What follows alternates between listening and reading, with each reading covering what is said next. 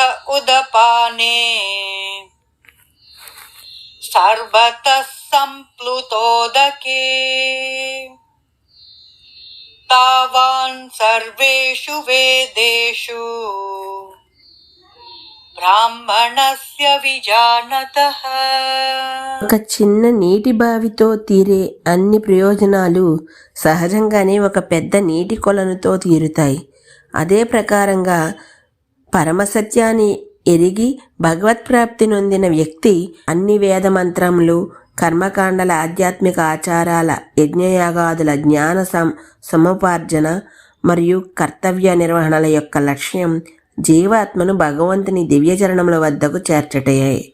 అయితే ఎలాగైతే తరచుగా మందు బిళ్ళని పంచదార పూతతో మధురంగా చేస్తారో అదేవిధంగా ప్రాపంచిక విషయాసక్తి కలవారికి వేదాలు భౌతిక ప్రలోభాలు చూపిస్తాయి.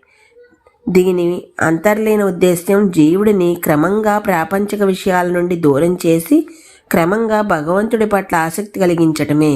కాబట్టి మనసుని ఆ భగవంతుని యందే నిలిపినవాడు అన్ని వేద మంత్రాల ప్రయోజనాల్ని నెరవేర్చినట్టే. శ్రీకృష్ణుడు ఉద్ధవుడికి ఇలా ఉపదేశించాడు.